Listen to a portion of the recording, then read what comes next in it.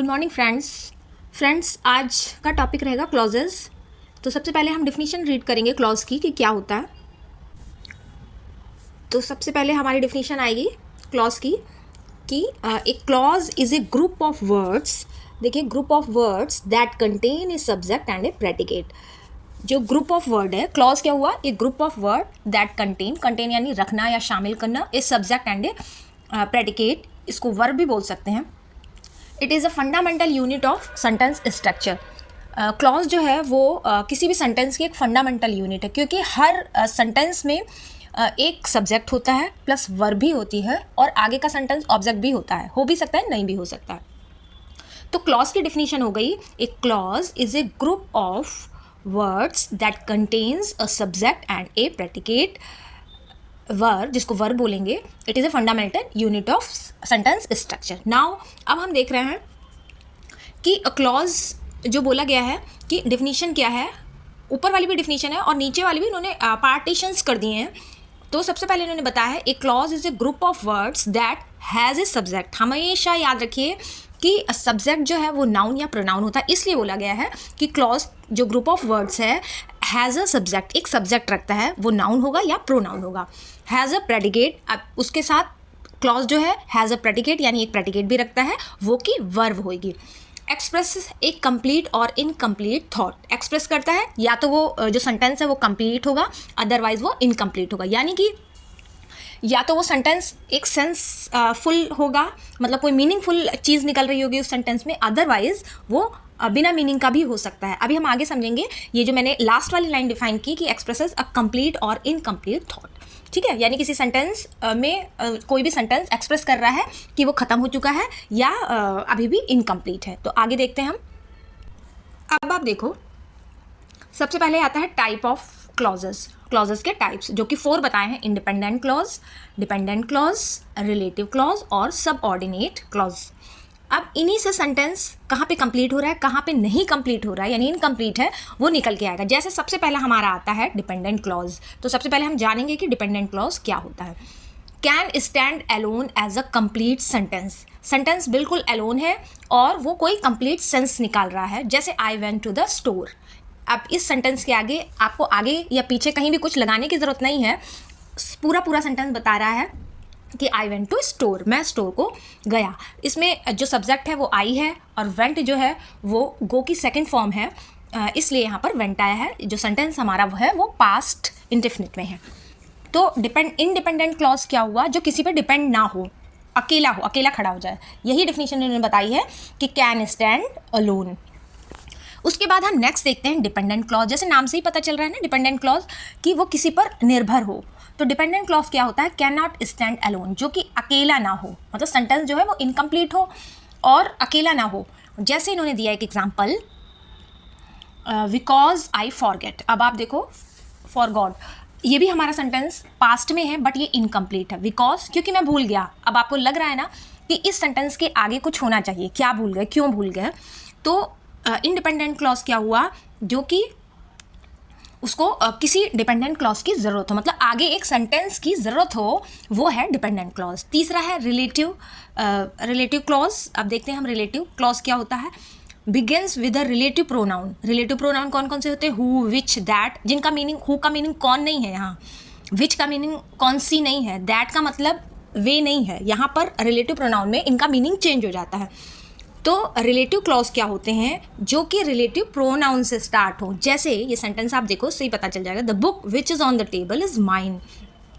अब यहाँ पर विच आया है तो इसका मतलब क्या हुआ? द बुक, किताब, which is on the table, जो कि टेबल पे है, इज़ माइन, मेरी है। अब यहाँ विच का मतलब हुआ कि जो कि। अब जो हमारा रिलेटिव क्लॉज होता है वो यही बताया जा रहा है, यहाँ से हमारा रिलेटिव क्लॉज है कि begin with a relative pronoun. किससे स्टार्ट होगा? या तो विच से स्टार्ट हो, नहीं तो हु से स्टार्ट हो, नहीं तो दैट से स्टार्ट हो, वो होता है हमारा रिलेटिव क्लॉज। लास्ट है subordinate clause. Function as a noun, adjective और एडवर्ब। जैसे I went to store, sentence आप देखो, एग्जाम्पल जो दिया है, I went to store because I needed money. अब इन्होंने क्या बताया? सबऑर्डिनेटिंग क्लॉज क्या हुए? जो नाउन की तरह फंक्शन करें या एग्जेक्टिव की तरह फंक्शन करें या एडवर्ब की तरह फंक्शन करें। तो यहाँ पर हम देखते हैं कि तो यहाँ पर हम देखेंगे कि because I needed money subordinate clause है, और इसमें जो एग्जाम्पल दिया है I went to store because I needed money, इसमें क्या है कि 2 सेंटेंसेस है। पहला है आई वेंट टू स्टोर, जो कि अपने आप में कंप्लीट सेंस निकाल रहा है बिकॉज आई नीडेड मनी। ये पूरा sentence I because I needed money he subordinate clause है। तो आई होप आपको यहाँ पर ये समझ में आया होगा कि टाइप्स ऑफ क्लॉजेस क्या होते हैं। 4 होते हैं, independent clause, dependent clause, relative clause और सबऑर्डिनेट क्लॉज। अब हम एक छोटी सी और चीज़ देखेंगे कि क्लॉज के कंपोनेंट कौन कौन से होते हैं। कंपोनेंट यानी पार्ट। जैसे किसी भी सेंटेंस में सबसे पहले सब्जेक्ट होएगा और वो सब्जेक्ट नाउन या प्रोनाउन होगा, परफॉर्मिंग द एक्शन, जो एक्शन को परफॉर्म करेगा। दूसरा है प्रेडिकेट, जो वर्ब होएगी, एक्शन और स्टेट। ऑब्जेक्ट भी हो सकता है सेंटेंस में। अब सेंटेंस हमारा किस तरीके का है, डिपेंडेंट क्लॉज है कि इंडिपेंडेंट क्लॉज है, वो बताता है कि सब्जेक्ट ऑब्जेक्ट है कि नहीं है। तो किसी भी सेंटेंस में ऑब्जेक्ट भी होता है। ये क्लॉज की बात हो रही क्योंकि क्लॉज हमारा एक सेंटेंस के अंदर का ही कुछ पार्ट है, यानी words of group of words है। और दूसरा है मॉडिफायर। मॉडिफायर हमारे आपको पता है एडजेक्टिव, एडवर्ब एंड फ्रेजेस होते हैं। ये 3 मॉडिफायर्स होते हैं। तो ये जो क्लॉजेस के कंपोनेंट हैं ये 4 होते हैं, subject, predicate, object and modifier. तो आई होप आपको ये छोटा सा टॉपिक कि what is clause, types of clause and component of clause क्या होते हैं समझ में आया होगा। तो फ्रेंड्स, आपने जो लास्ट वाला देखा एग्जाम्पल सबऑर्डिनेटिंग क्लॉज, इसको हम थोड़ा सा और डीप समझने की कोशिश करेंगे। जो हमारा ये सेंटेंस है, I went to store because I needed money, तो इसमें बिकॉज आई नीडेड मनी ये एक सबऑर्डिनेटिंग क्लॉज है।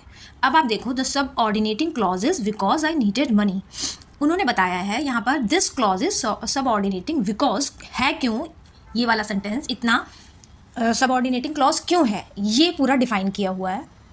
तो सबसे पहले है it begins with a subordinating conjunction. Because जो है हमारा वो सबऑर्डिनेटिंग कंजंक्शन है। कंजंक्शन क्या होता है, जो 2 वर्ड्स या 2 सेंटेंस को ज्वाइन करे। It can not stand alone as a complete sentence. अब क्या है कि ये सेंटेंस जो है अपने आप में इनकम्प्लीट है। Because I needed money, it means कि इसके आगे कोई सेंटेंस होना चाहिए जिसके लिए ये बोला जा रहा है क्योंकि मुझे मिल्क की ज़रूरत थी। तीसरा है it relies on the dependent clause. अब डिपेंडेंट क्लॉज कौन था, I went to, dependent clause है आई वेंट टू स्टोर, ये है डिपेंडेंट, ये है इंडिपेंडेंट क्लॉज। एंड जो पीछे वाला सेंटेंस है ये है सबऑर्डिनेटिंग कंजंक्शन। तो आपको ये समझ में आएगा। मैं एक बार फिर से आपको समझाने की कोशिश करती हूँ। ये जो लास्ट वाला टॉपिक था, जो फंक्शन है सबऑर्डिनेटिंग क्लॉजेस के, उसका जो लास्ट पॉइंट है सबऑर्डिनेटिंग क्लॉज, ये क्या होता है, एक सेंटेंस से इन्होंने बताया है कि I went to store because I needed money. इसमें बिकॉज जो है वो सबऑर्डिनेटिंग क्लॉज है। क्योंकि ये it begin with a subordinating conjunction, क्योंकि ये एक सबऑर्डिनेटिंग कंजंक्शन से स्टार्ट है। It can not stand alone as a complete sentence, ये अपने आप में अधूरा सेंटेंस है। It relies on the independent clause, और इससे पहले जो सेंटेंस लगा है वो अपने आप में कंप्लीट है, एक कंप्लीट सेंस निकाल रहा है, इसलिए वो इंडिपेंडेंट क्लॉज है। तो आई होप अब आपको समझ में आया होगा कि सबऑर्डिनेटिंग क्लॉज क्या होता है।